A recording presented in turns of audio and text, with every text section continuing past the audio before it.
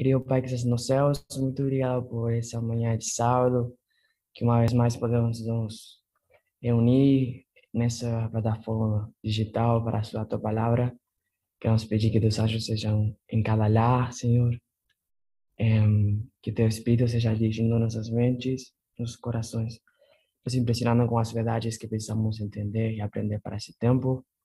Que teu Espírito possa estar nos conduzindo, nos dirigindo a estudar a tua palavra, na nossa sabedoria, Senhor, porque toda a sabedoria sabemos que vem do alto. Que esteja dirigindo essa palestra e as outras palestras que vão ser apresentadas no restante do dia sábado, desse dia, que o Senhor possa nos conduzir. Te agradecemos por todo, pela tua misericórdia e tua graça, e pedimos em nome de Jesus. Amém. Nesse primeiro estudo de hoje, eu vou continuar a apresentação do protestantismo dividido, que a irmã Carolina começou semana passada. Irmã Carolina Almeida. O que acontece? Ele apresentou a primeira parte daquele estudo, e para os que já viram o vídeo, sabem que a primeira parte do estudo parece não estar muito conectada com a segunda parte. Ele abordou mais a história do Irã, e Afeganistão, enfim, o Islã. Ela falou de várias coisas que eu não vou resumir agora porque tenho bastante informação para passar para vocês. Mas uma coisa que eu gostaria de destacar é o estudo se chama Protestantismo Dividido, e esse é o ponto central talvez que a Anciates quis fazer com esse estudo. E se vocês perceberam, a irmã Carolina falou do Islã também estando dividido, sim? E também estando dividido entre um lado mais fundamentalista ou conservador e o lado mais liberal e progressista. Essa é a mesma situação que a gente vai encontrar com o protestantismo, tá? A gente vai ver que está dividido em duas fações, duas posições, que uma vai ser mais fundamentalista, mais conservadora, e outra vai ser mais progressista ou liberal. Então, nesse sentido, esses dois estudos estão conectados, mas não são necessariamente um mesmo estudo. Agora, então, preciso que a gente faça um repasso das aulas anteriores a essas, ok? Por exemplo, aqui fez o irmão Churlan, etc. para trás, que precisam os irmãos, para nos lembrar de algumas informações que a gente vai precisar nesse estudo. Compartilhar a tela com vocês aqui, que tem um documento e é uma pequena ilustração da história do Israel antigo e o Israel moderno. A gente sabe que o Israel antigo tinha a missão de espalhar o conhecimento de Deus pela terra com antecipação à primeira vinda de Jesus. Sim? Então, Jesus deu uma missão para eles que era ser luz das nações antes e também preparar o caminho para a vinda dele. Por outro lado, a gente tem o Israel moderno, que tem uma missão semelhante, mas se referindo à segunda vinda dele, de Cristo. Okay? Também tem que espalhar conhecimento de Deus sobre o mundo, as nações, mas em preparação à segunda vinda de Cristo, dessa vez. A gente pode dividir essas histórias, Israel antigo e Israel moderno, em 3 etapas, na qual a gente vai encontrar que as primeiras duas histórias são de falha ou fracasso, e a terceira é de sucesso. O que a gente está fazendo aqui é uma comparação e contraste, tá bom? O que nós estamos fazendo é utilizando essas histórias de Israel antigo e Israel moderno como parábolas. E uma parábola sempre tem comparações, mas também sempre tem contrastes, tá bom?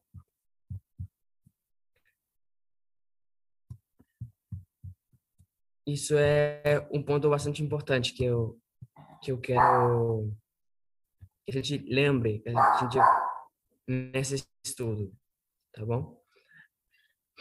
Já vou compartilhar daqui a pouco de novo com vocês a tela, mas primeiro eu quero falar umas coisas.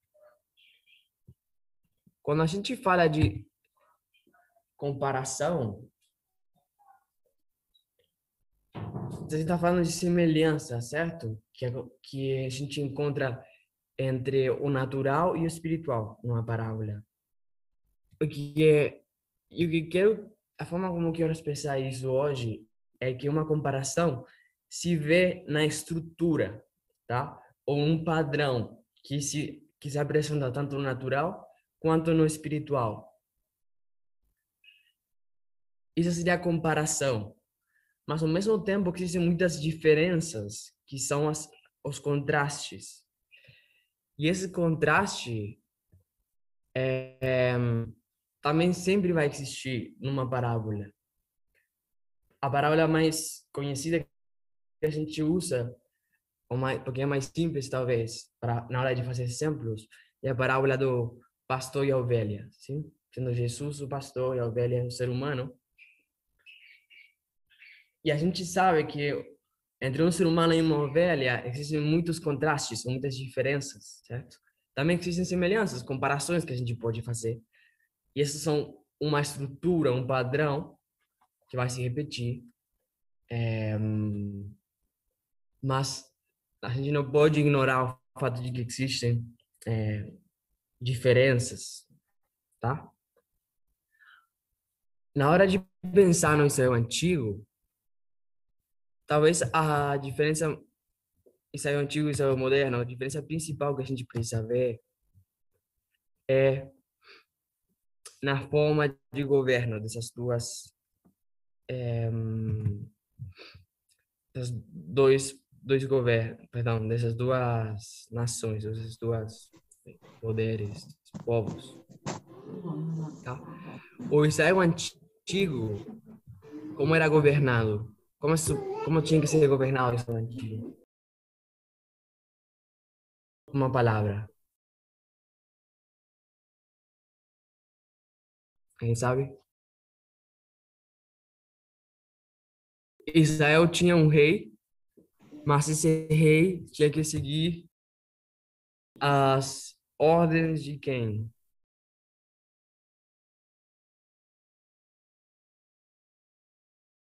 Ele tinha que seguir a lei de Deus, vamos dizer, e isso ia manifestado por meio dos profetas. Então, Israel antigo era uma teocracia, significa um governo de Deus. Agora, Israel moderno não é para ser uma teocracia. Israel moderno é para ser uma democracia, que é distinto. Israel moderno era um lugar para que exista liberdade religiosa, isso que uma linguagem manifesta no grande conflito. E essa é a principal diferença, o principal contraste que a gente quer lembrar. Ok. Então, lembra disso, então. O primeiro principal contraste entre Israel antigo e Israel moderno é a forma de governo. Uma é uma teocracia, outra é uma democracia. Um governo do povo, no qual precisa existir também liberdade religiosa e civil. Ok?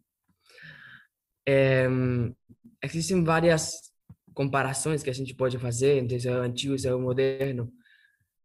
E isso é, por exemplo, os dois povos estiveram em cativeiro. Israel antigo no Egito durante 400 anos, o Israel moderno no, durante os 1060 anos com o papado, certo? Ambos perderam o sábado durante esse período de cativeiro. Ambos têm que sair, são tirados. Um é tirado do Egito, outro é tirado do protestantismo apóstata. Ambos recuperam o sábado com um profeta, que, no caso de Israel antigo é Moisés, no caso de Israel moderno é Ellen White. Ambos têm escritos inspirados por meio desses profetas. Okay? Mas eles falham na missão que eles têm. Então, tanto no Israel antigo quanto no Israel moderno. Mas a gente vai voltar um pouco nessa falha daqui a pouco. Então, a gente tem a história de Babilônia.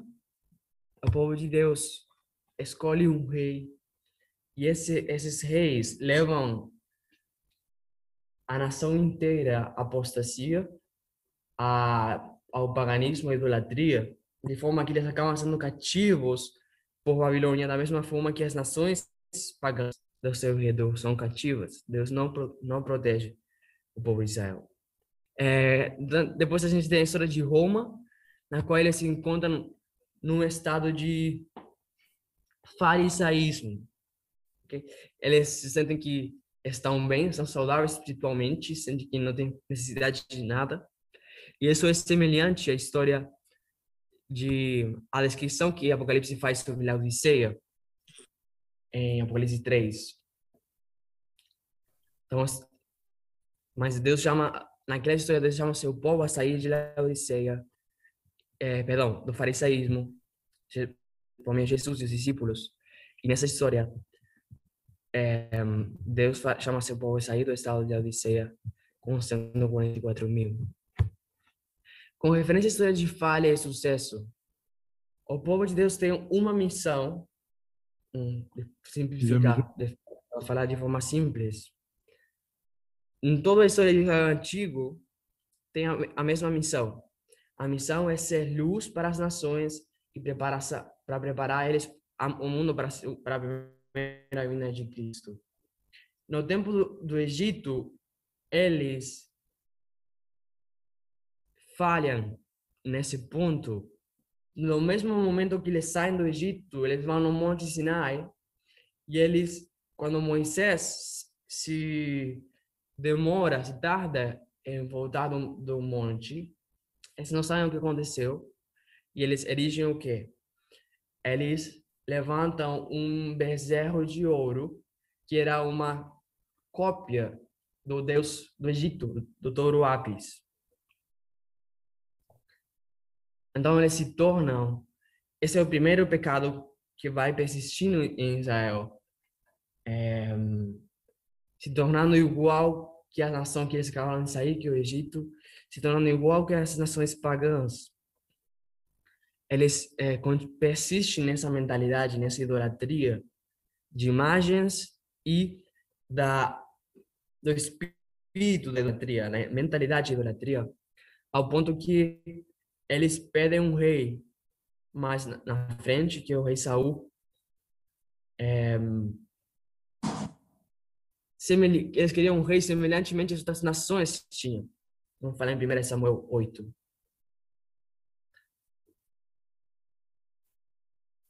Então eles são levados cativos da Babilônia por causa desses pecados, dessa idolatria. Quando eles saem da Babilônia, eles já estão curados da adoração às imagens. Esse linguagem não existe em todas as nações.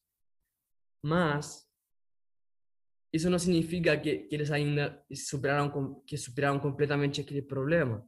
Na verdade,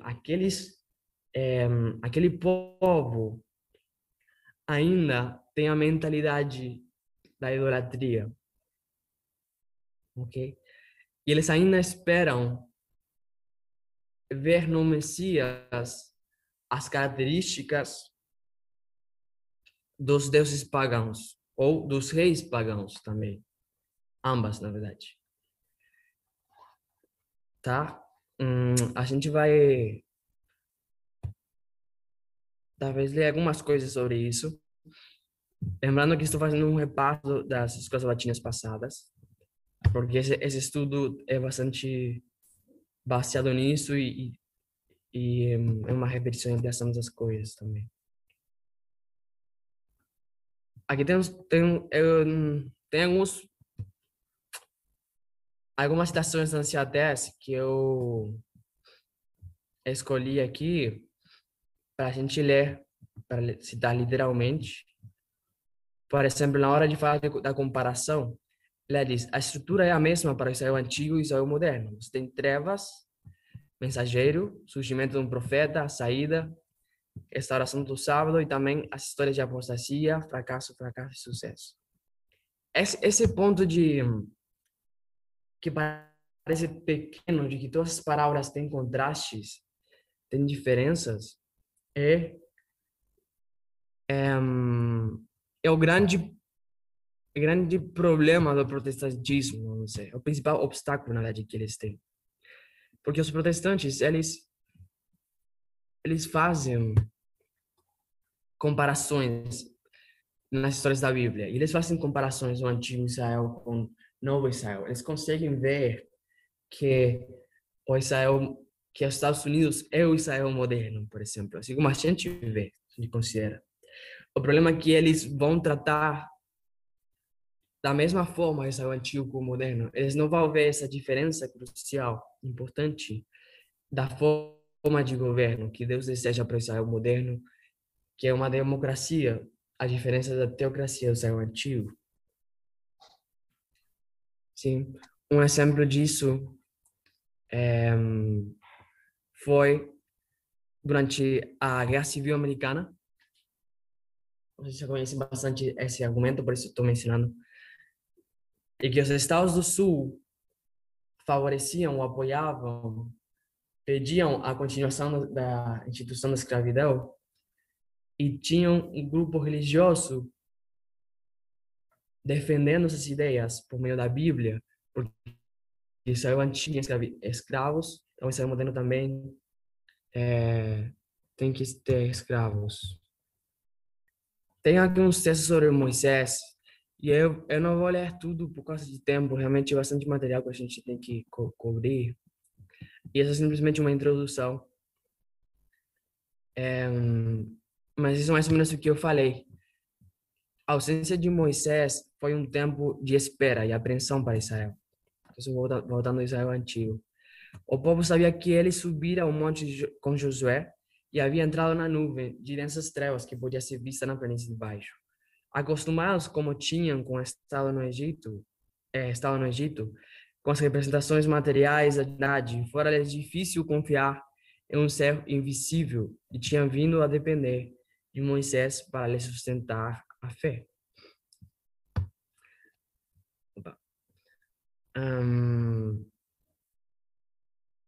Embora a nuvem ainda estivesse à vista, parecia a muitos no acampamento que seu chefe deles desertara, ou que fora consumido pelo fogo devorador. Isso é em Patriarcas e Profetas, capítulo 28, eu acho. Sentindo seu desamparo na ausência do dirigente, voltaram às suas velhas superstições. Entre as coisas consideradas pelos egípcios como símbolos da divindade estava o boi e o bezerro, e foi pela sugestão dos que haviam praticado esta forma de idolatria no Egito que então foi feito e adorado um bezerro. O povo desejava alguma imagem para representar a Deus e para ir diante deles em lugar de Moisés. Então, a gente precisa se fazer uma pergunta quando a gente vê isso que acontece no Monte Sinai, quando eles escolhem o touro Apis. E é por que o touro Apis? Porque no Egito existiam muitos deuses, ok? Mas eles escolhem pontualmente o touro Apis. Isso tem uma razão. E é que o touro Apis será um representante do rei, ou era de alguma forma, está conectado a imagem dele com a imagem do rei do Egito, que era o faraó. E o que estavam sentindo falta, o povo de Israel, não era não era de Deus em si, porque a coluna de nuvem estava aí, mas estavam sentindo falta de um líder que era Moisés naquele tempo. Que a gente consegue ver que eles estavam vendo Moisés como uma espécie de rei. Então, eles escolhem Toruapis por causa dessa qualidade que tinha, de ser um Deus na terra, de ser um representante de Deus e um governador é, terreno ao mesmo tempo. Ok? E as características que esse touro tinha, a gente viu em aulas passadas, era grande força, coragem, espírito de luta, conquistador e fertilidade. Eles estavam buscando substituir tanto Deus quanto Moisés. Isso a gente pode ver aqui em Êxodo, capítulo 32, verso 1. Alguém poderia ler, por favor? Esse verso. Mas vendo o povo que Moisés tardava em descer do monte, acercou-se o povo de Arão e disse-lhe: Levanta-te, fazendo-nos deuses que vão adiante de nós, porque quanto a este Moisés, o homem que nos tirou da terra do Egito, não sabemos o que lhe sucedeu. Ok. O que quero que a gente veja desse texto é que a razão principal pela qual eles escolhem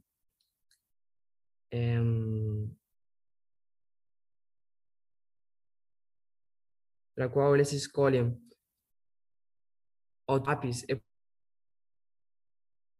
porque eles não sabem como Moisés fala.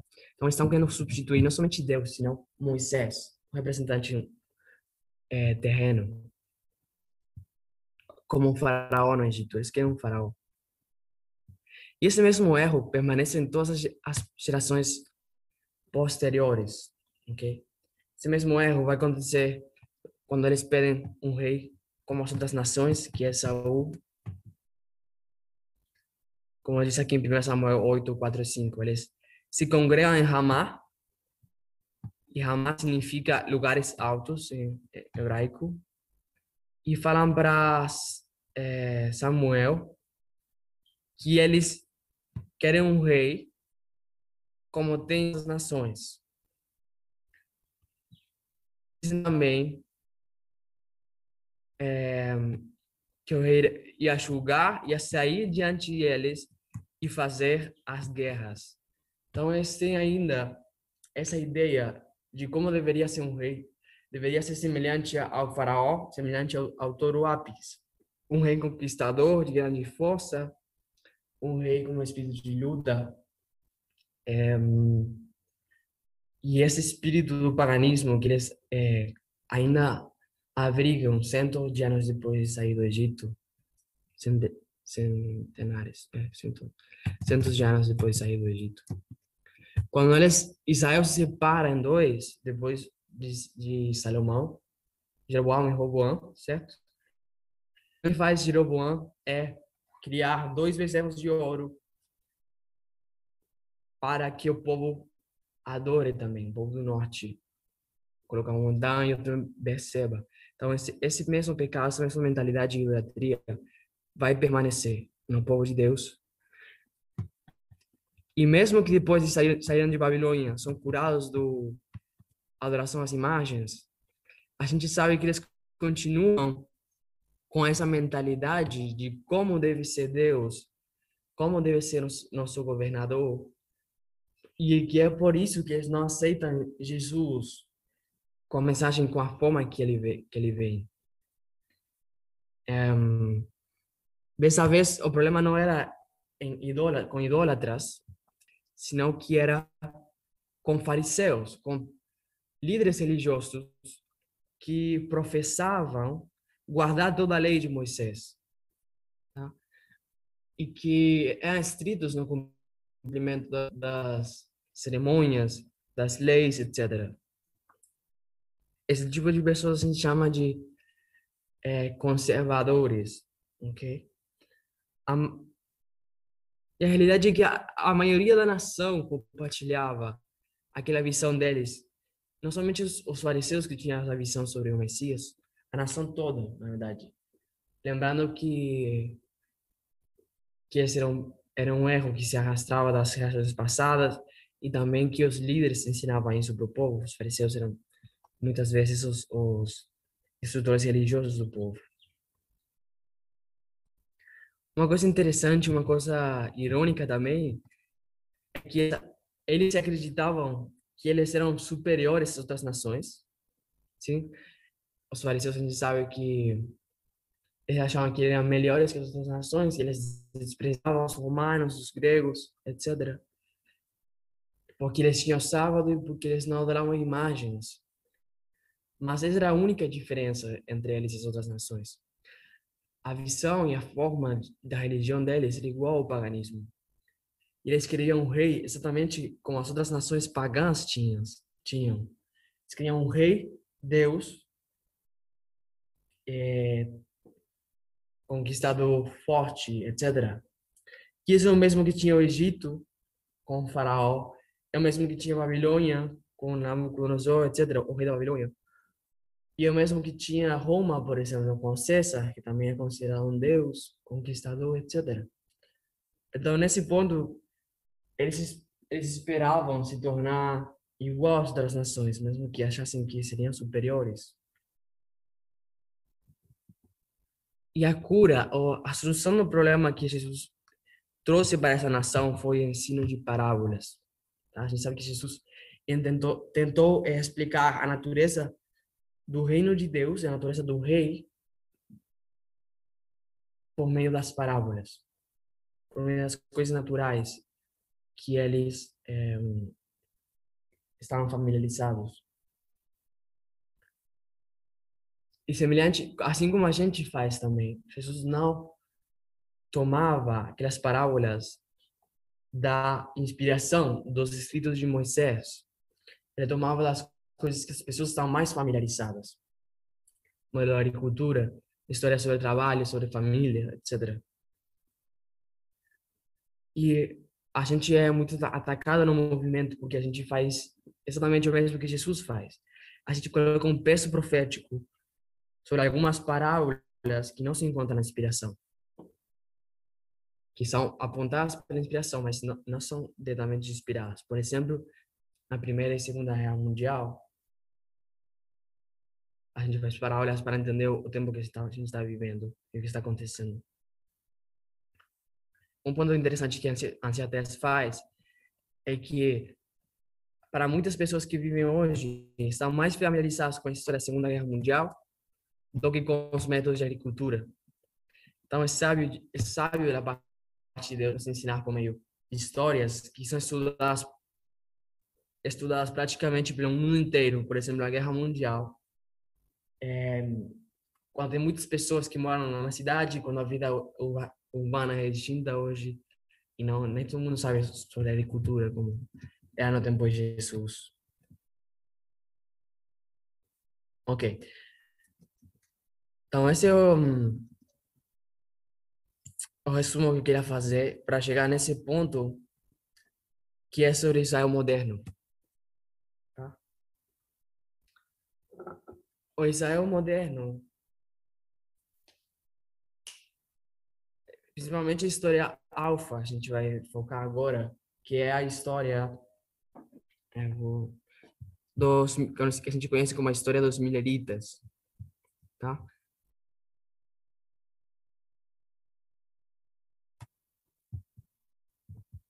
Bem, um pouco antes da história dos mileritas, eu vou fazer uma linha aqui.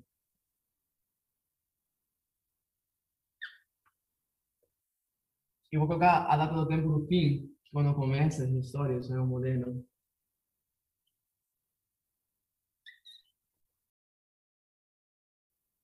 Ok.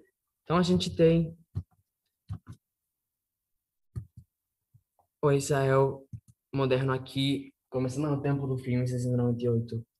E no tempo, a gente quer analisar um pouco o tempo anterior a esse tempo do fim. E houve um evento ou um período algo importante que aconteceu, que é o primeiro grande despertar religioso nas igrejas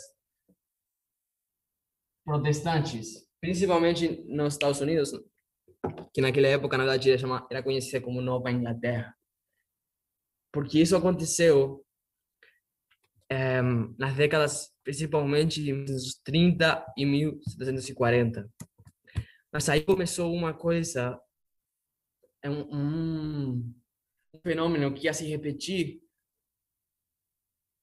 nos próximos, pelo resto, na verdade, da história do protestantismo, até hoje, que é uma divisão entre os protestantes, uma divisão entre conservadores e liberais.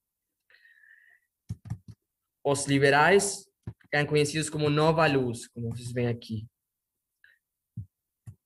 Perdão, isso. E os conservadores eram conhecidos como Velha Luz, que aqui está em inglês, New Light, Old Light. Esse movimento, esse de despertar religioso, esse avivamento, fez, por exemplo, que se criasse essa Universidade de Princeton, em 1746. Já existia e essa universidade tem fortes raízes progressistas liberais no sentido religioso. Já existia uma universidade que se chamava Yale, que adotou, quando aconteceu o grande despertar, adotou um movimento mais conservador, a velha luz. Tá? Aí começa essa divisão. E esse primeiro grande despertar acontece por causa da influência da Revolução Americana, que foi um pouco antes. A Revolução Americana e todos aqueles ideais de liberdade, de individualidade, etc. E vai influenciar também a mentalidade religiosa. E esses da nova luz vão começar a ensinar para o povo que não precisa depender tanto das instituições religiosas, que Deus se encontra também fora das igrejas. Vão começar a ensinar várias coisas que a gente concorda hoje, também vão ensinar algumas coisas que a gente não concorda, mas estão mais perto do certo, do que é correto. É importante que a gente colocar esse ponto. Quando a gente fala de uma divisão no protestantismo, não significa que uma é boa e outra é ruim. Ou talvez seja para refrasear isso. Não significa que uma é perfeita e a outra é completamente errada. A gente não se posiciona, não tem uma posição igual a nenhuma das duas. Mas sim existe para os protestantes.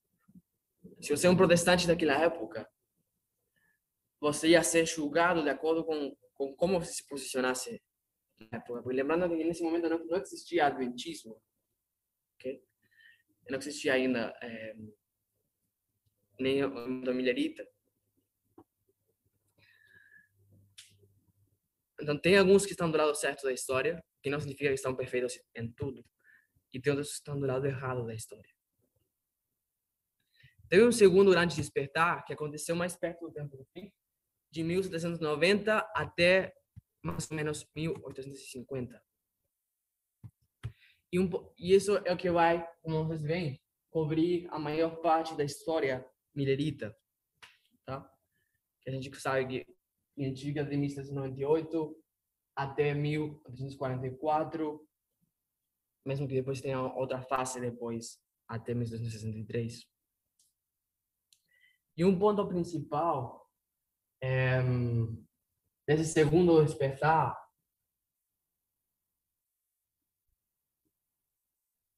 vai ser chave para a gente entender os conflitos naquela história,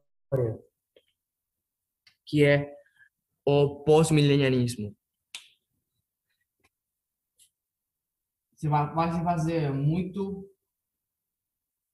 popular o pós-milenianismo. O que significa isso? Nós sabemos que no Apocalipse fala de um período de 1000 anos. que está conectado com uma vinda de Jesus. Existem duas posturas principais, mas principalmente no protestantismo. Uma é que Jesus vem antes do milênio, esses 1000 anos, e outra é que Jesus vem depois do milênio.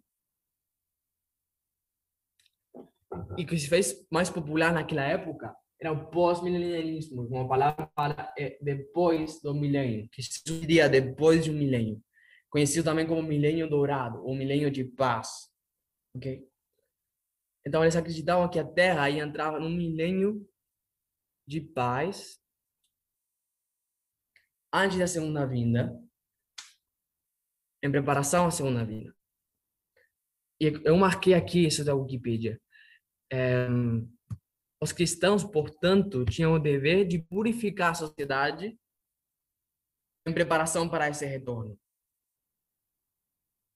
Esse dever se estendeu além das fronteiras americanas, para incluir o restauracionismo cristão.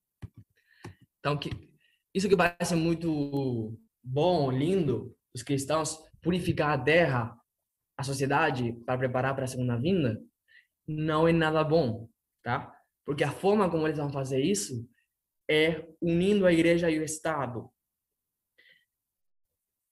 Esse pós-milenarismo vem junto com uma ideia de unir a igreja e o Estado para impor a religião na sociedade. E isso é o que vai afetar esse conflito no segundo grande despertar, que vai ser importante até os dias de hoje. Vai continuar daí na frente, na verdade. Nesse segundo grande despertar, também houve uma separação de liberais e conservadores. E como eu falei, já que eles estavam tentando purificar a sociedade, eles iam procurar uma aliança com políticos, ou iam se involucrar grandemente na política. E esses conservadores que iam tentar fazer isso,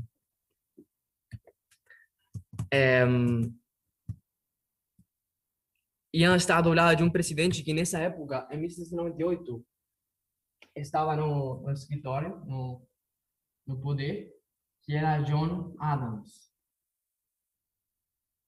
Ele foi o segundo presidente dos Estados Unidos, depois de George Washington. O que vem depois ele vai ser Thomas Jefferson. E esses dois presidentes, dois políticos, vão ser os principais personagens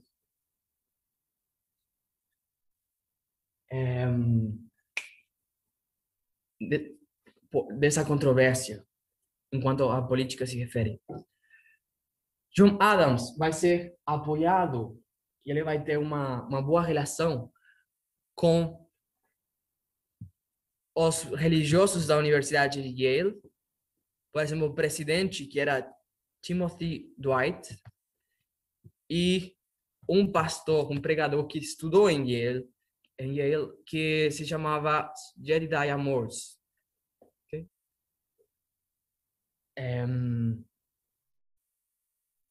A gente vai falar um pouco sobre eles agora, mas lembrando que a Universidade de Yale era uma universidade conservadora, esses dois personagens vão ser conservadores.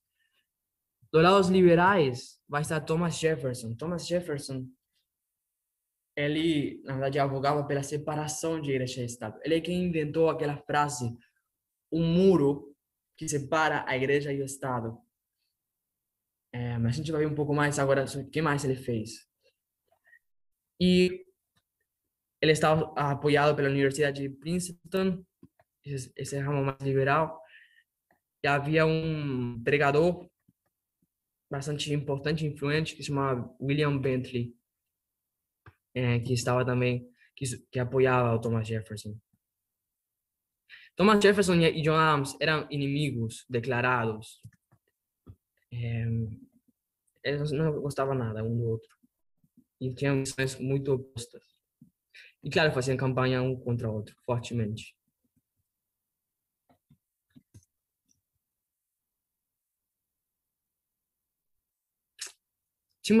Timothy Dwight era conhecido por seus inimigos como Papa Dwight.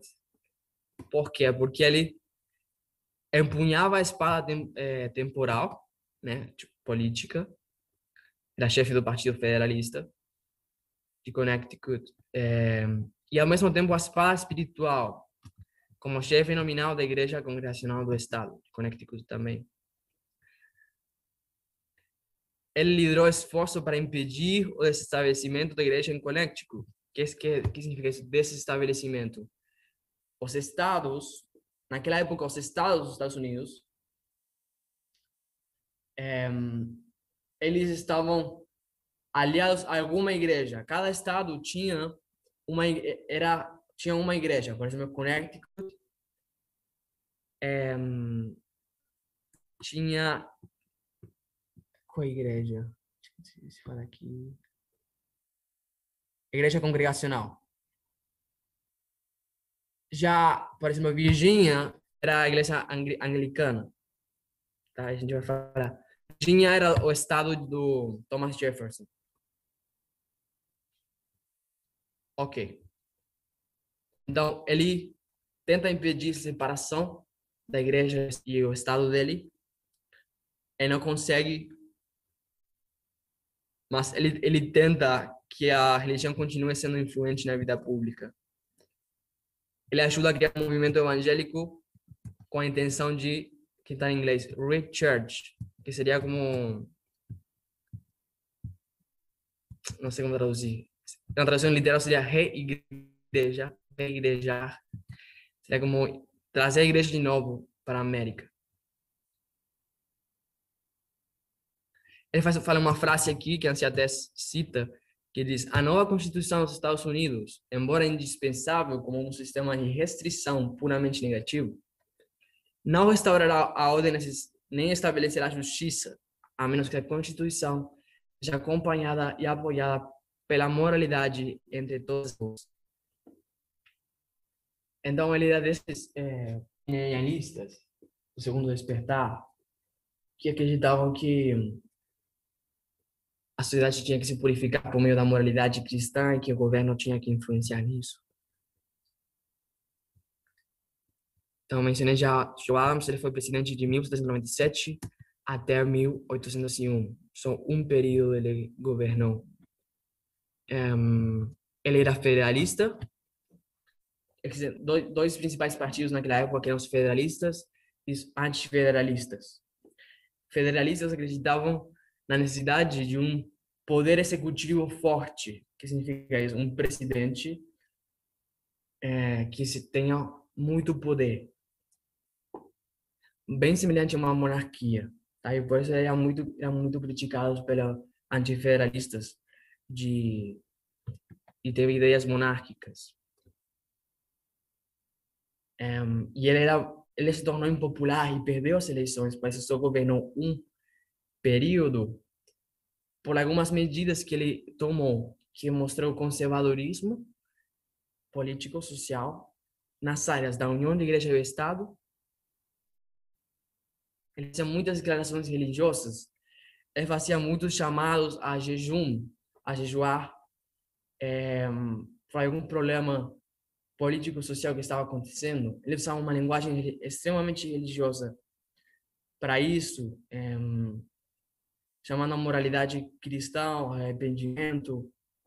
Ele tem frases muito desafortunadas, como que a Constituição é para governar somente, foi feita somente para proteger os direitos dos cristãos, sim, e não as pessoas de outras religiões.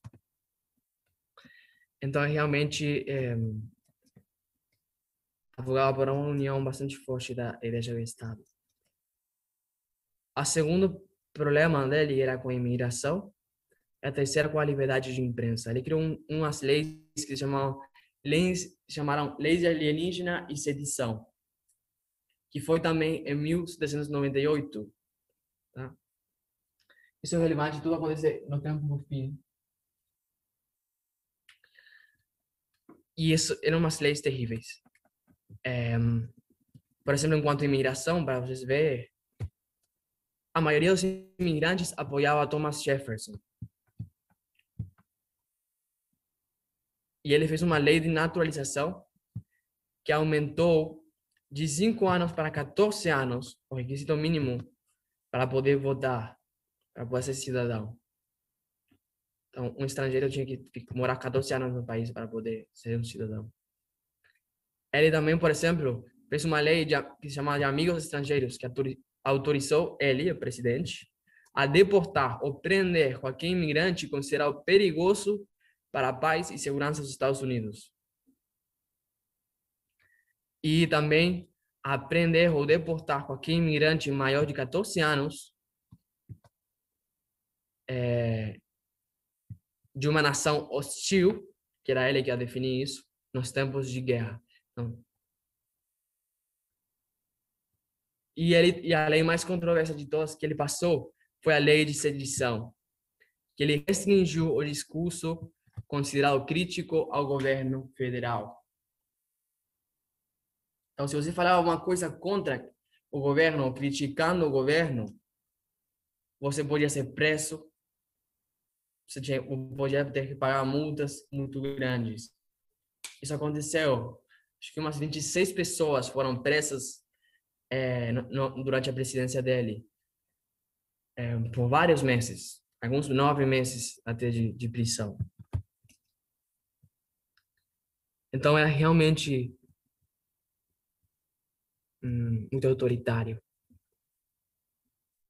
Isso fez que ele não seja tão popular e perca as próximas eleições também.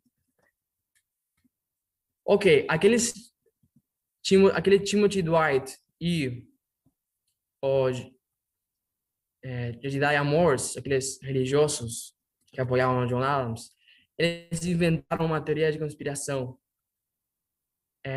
para atacar o lado liberal e atacar o Thomas Jefferson, os inimigos políticos do John Adams em geral.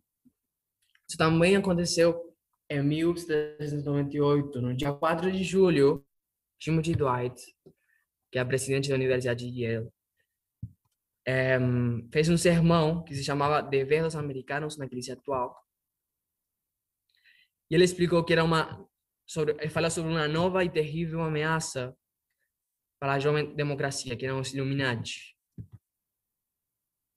Então, ele começou com essa ideia de que os Illuminati tinham invadido os Estados Unidos e que estavam ameaçando a democracia. Ele falava que os objetivos finais deles eram derrubar a religião do governo da sociedade civil e doméstica. E eles falavam coisas como que eram assassinos e queriam a guerra, e queriam utilizar a guerra para chegar aos seus fins, seus propósitos. Esse foi o Timothy Dwight. O irmão do Timothy Dwight, que é Theodore, que é um advogado, e Jedediah Morse, como a gente disse. Ele fez também um sermão que ele disse que os Illuminati buscavam erradicar e abolir o cristianismo, derrubar todo o governo civil. George Washington, por exemplo, apoiou o Jedediah Morse também, nessas coisas que ele falou. A gente já passou um pouco.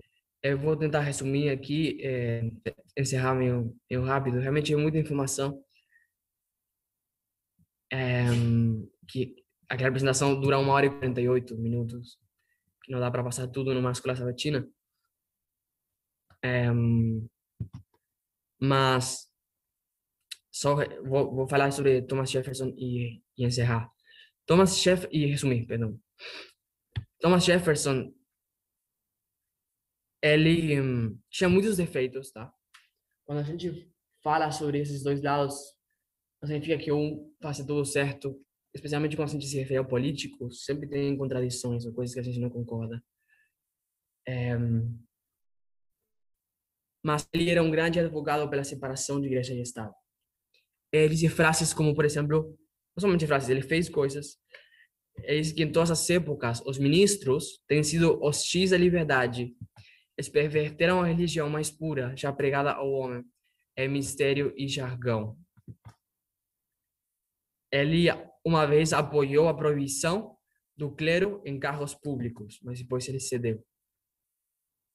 Ele criou o Estatuto da Virgínia para a liberdade religiosa, que isso, basicamente. Ele fez, tá aqui, ele separou a Virgínia da Inglaterra, da Igreja Anglicana, e garantiu liberdade religiosa para pessoas de todas as religiões, incluindo cristãos, de todas as denominações, judeus, muçulmanos e hindus. Isso era muito progressista, muito novo para aquela época. Ele também fez que seja ilegal a obrigatoriedade de comparecimento ou apoio a qualquer instituição religiosa, porque antes tinha leis que faziam obrigatório que todo mundo tem que ir na igreja ou tem que apoiar alguma igreja. Ele fez que isso é ilegal, não se podia mais fazer isso. E ele disse que todas as pessoas devem ser livres para professar suas opiniões em questões de religião. Ele fala todos os homens, né? Porque naquela época ainda não tinha conceito de igualdade de gênero. Muito bem. Ele disse que a religião é uma questão que se encontra unicamente entre o homem e seu Deus. E ele interpretou a primeira emenda como tendo construído um muro de separação entre a igreja e o Estado. E essa foi uma das frases que ele escolheu para a epístola, depois que ele morreu. Ok. Eu vou resumir e encerrar por aqui. Existiam esses dois lados durante o tempo de Israel moderno, a história alfa, no protestantismo, que a gente pode chamar de liberais e conservadores. Os representantes políticos eram John Adams, conservador, Thomas Jefferson, liberal. John Adams advogava para uma união de igreja e Estado. Ele tinha um discurso religioso muito bonito, que provavelmente muitas pessoas hoje gostariam de ouvir isso de um presidente. E gostam, né? Que ainda tem políticos que falam esses discursos religiosos bonitos. E o problema é que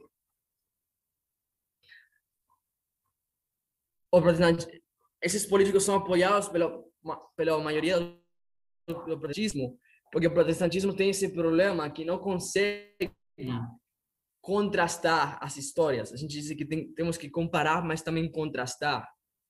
Ainda os protestantes, e também hoje, a Igreja Adventista absorveu também esse erro de apoiar os políticos que têm discursos religiosos ou que apoiam a religião. E o que estão, na verdade, sem perceber ou percebendo, o que estão fazendo é tentando trazer uma teocracia a essa terra, que é a mesma doutrina do pós-milenianismo. Por não conseguir usar bem as parábolas, tem um grupo dentro do protestantismo, que são os conservadores, que vão tentar trazer uma teocracia ao governo. E tem um grupo que são os liberais, que vão ser acusados de infiéis, etc., pelos conservadores, que vão tentar traçar um muro de separação entre igreja e Estado. Vão falar de direitos inalienáveis, de liberdade, de religião, quando os conservadores vão ter um sistema de protecionismo, anti-imigração e um forte poder executivo perto da monarquia. Tá?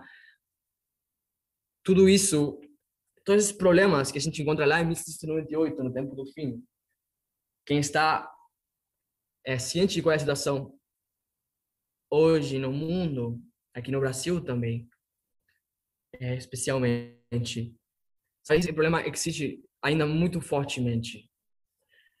E também tem a questão dos conservadores utilizar teorias de conspiração, naquele tempo eram os Illuminatis, para defender as suas posturas, suas posições, tá?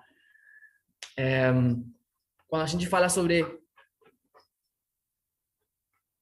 que a ameaça é o protestantismo, a gente precisa saber que existem dois ramos do protestantismo. E quem é a ameaça? A maior parte dos adventistas hoje acham que a ameaça são os liberais. Porque veem as coisas igual que os conservadores, porque eles são conservadores. Mas a gente entende hoje que a verdadeira ameaça que a profecia anuncia está a partir dos conservadores que procuram uma união de igreja e Estado, etc. Tá bom? E vamos chegar agora com uma oração. Querido Pai que estás nos céus, obrigado por esse estudo da Escola Sabatina. Obrigado por ter aberto essa luz por meio da ansiedade, que nos ajuda a entender de onde vêm esses problemas que hoje carregamos, essa visão de criar um governo teocrático, de gostar de políticos que apoiam a religião, e que assim podem ver, Senhor, o verdadeiro perigo, a verdadeira ameaça às consciências, que isso não é o teu desejo, Pai. Que o Senhor possa abençoar cada um de nós nessa obra de nos desconstruir, de a gente agir e desaprender, para que possamos estar do lado certo da história e levar pessoas também a esse lado certo. Que nos abençoe no restante do sábado. Pedimos e agradecemos em nome de Jesus. Amém.